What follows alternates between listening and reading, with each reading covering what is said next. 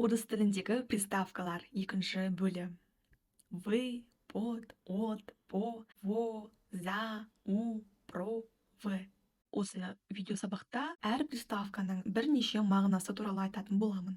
До приставкасына тоқталайық. До приставкасы белгілі бір іс-әрекеттің жетпей тұрғанды аяқтау деген мағынаны білдіреді. Мне нужно дописать задание.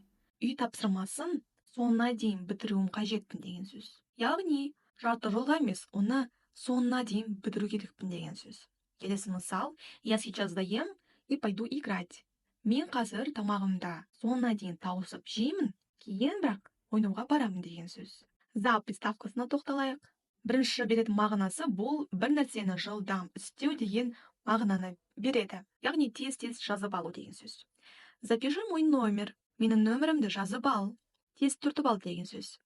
Мне надо застирать это пятна. Маған бұл дақты тез-тез келтіру керек деген сөз. Екінші беретін мағынасы іс-әрекеттің басталуын немесе алдын ала болуын білдіреді. Мысалы, мама заготовила много еды. Менің анам көп тамақ дайындап қойды деген сөз. Алдын ала бірнеше мысалы күнге дайындап қойды деген сөз. Келесі мысал: мальчик заболел. Ол бала ауыра бастады деген сөз. Начинает болеть деген сөз. Аурудың бастамасы деген сөз бұл. Үшінші беретін мағынасы іс-әрекеттің жол бойында болуын көрсетеді. Ол қалай дейсіз?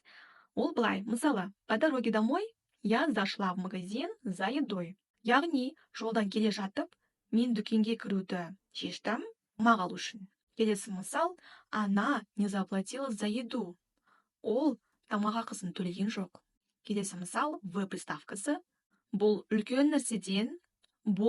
үлкен нәрседен кішкентайды бөліп алу мағынасында, немесе шығу, шегіне жету деген мағынада. Мысалы, выпишите пример из текста. Мәтіннен мысалды жазып алыңыз.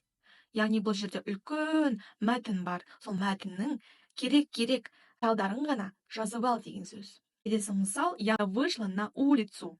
Мен далаға шықтым. Енді в приставкасы.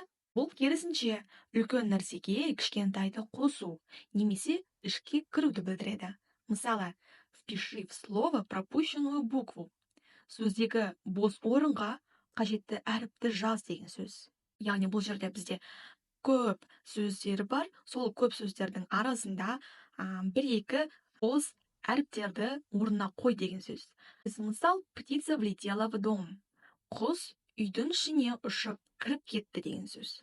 Енді про приставкасы бұл әр нәрсеге назар аудара отырып іс-әрекетті жасап шығу. Мысалы, она прочитала книгу. Ол кітапты оқып шықты. Яғни бұл жерде ол үніліп, назар аударып, кітапты оқып шықты деген сөз. Келесі мысал: он продумал все заранее. Ол бәрін алдын ала ұйымдастырып шықты. Яғни түгел моментті барлығын ойлап қойды деген сөз. Енді от приставкасына тоқталайық. От приставкасының бірінші беретін мағынасы бұл бір заттың бөлшегінің алынуын білдіреді. Мысалы, отклеился бантик от моих туфель. Менің аяқ киімімнің бантигі түсіп қалды деген сөз. Келесі мысал: нужно отпилить эту часть дерева. Ағаштың бұл бөлшегін кесіп алып тастау керек. Бүкіл ағашты емес, белгілі бір бөлшегін ғана кесіп алу деген сөз. Екінші беретін мағынасы бұл алыстау, алшақтау деген мағынада. Мысалы, отойдите друг от друга на метр. Бір-біріңізден 1 метрде алыстаңыздар деген сөз. Келесі мысал: я отодвинула лампу, чтобы не мешала. Мен кедергі келтірмес үшін шамды алшақтадым деген сөз. Енді үшінші беретін мағынасы бұл іс-әрекеттің аяқталуын білдіреді. Мысалы, эта машина отработала свое. Бұл көлік өз жұмысын тындырды. Яғни соңына дейін істеді. Яғни отслужила дейді ғой, қанша жыл бойы жұмыс істеді деген сөз.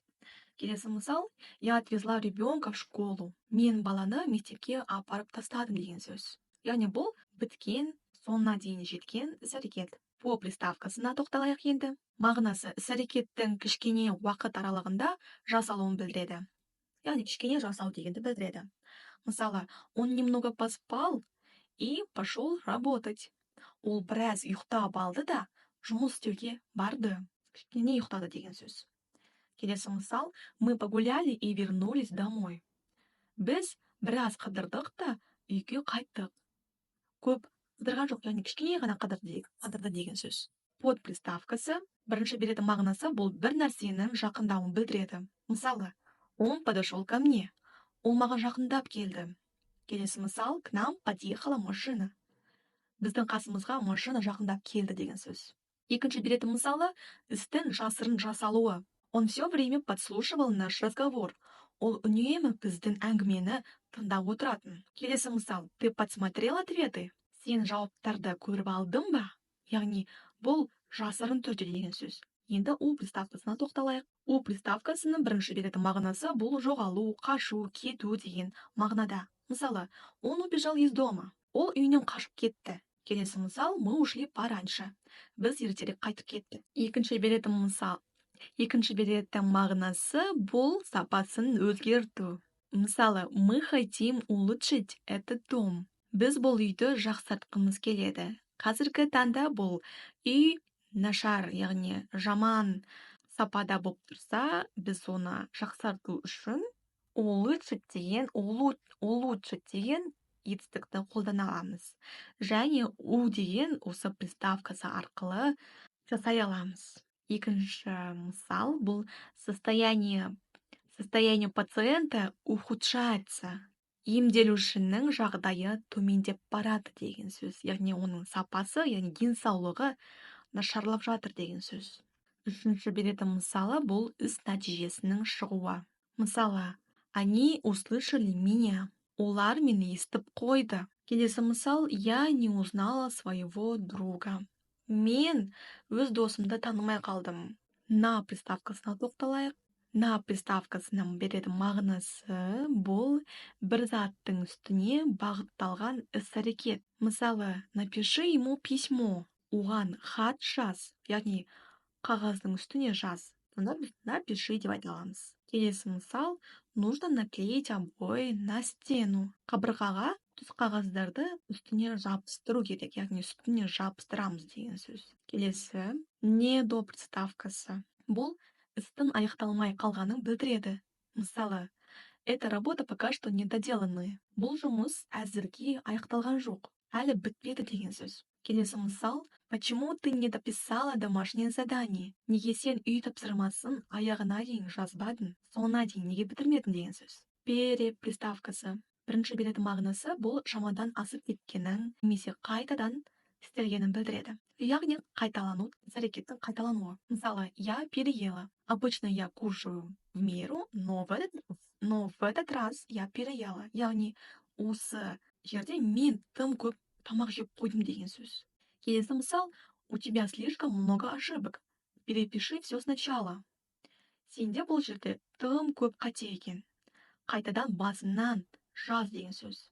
Екінші беретін мағынасы бұл белгілі бір аралықтан өту. Мысалы, мы переходим дорогу. Біз жолдан өтіп бара жатырмыз. Келесі мысал: ты переходишь границы. Сен шектен асып барасың, яғни адамдар арасында сөйлесу шегі бар. Сол шектен асқан кезде біз переходишь ты границы деп аталамыз. С приставкасына тоқталайық. Бірінші беретін мағынасы бұл жоғарыдан төменге бағытталған іс-әрекет. Мысалы, деревья сбросили листья. Ағаштар жапырақтарын түсірді, яғни студент төменге қарай. Осы нәтижесінде жерде бізде жапырақтар жатыр деген сөз. Келесі мысал: он сбросил мусор с окна. Ол терезеден қоқыс лақтырды. Студент төмен қарай, жерге қарай лақтырды. Бұл жерде жоғарыдан төменге қарай бағытталған іс-әрекет бұл. Екінші беретін мағынасы бұл іс-әрекеттің нәтижеге жетуін білдіреді. Мысалы, мы сыграли роль главных героев. Біз басты кейіпкерлер рөлін ойнадық. Ойнап біттік деген сөз. Келесі мысал: он сделал свою работу. Ол өз жұмысын орындап бітті деген сөз. Нәтижесіне жетті деген сөз. Үшінші беретін мысалы бұл көшірме жасау деген мағынада. Мысалы, он списал домашнюю работу. Ол үй тапсырмасын көшіріп алды. Біреуден көшіріп алды, немесе ғаламтордан көшіріп алды деп айталамыз. Келесі мысал: это же срисованная картина. Бұл көшіріп салынған сурет қой. Яғни бұл суреттің авторы бар, сол осы суретті көшіріп жазғанда осылай қолдана аламыз. Келесі приставка бұл бізде при приставкасы. Нәтижеге тағы қосымша қосу дегенді білдіреді. Мысалы, он написал письмо, но в конце решил приписать. Ол хат жазды, бірақ соңында тағы біраз сөзді қосуды шешті. Қосу дегенді білдіреді. Келесі мысал, она решила пририсовать собаке ноги. Ол иттің аяғын қосуды, яғни салуды шешті. Бұл сабақта орыс тіліндегі приставкалардың бірнеше мағынасын қарастырдық. Бірінші бөлімдегі видео сабақта приставкалардың бір ғана мағыналарын ғана қарастырған болатынбыз. Осы видеоны көрсеңіз де болады. Келесі сабақта кездескенше қош сау болыңыз.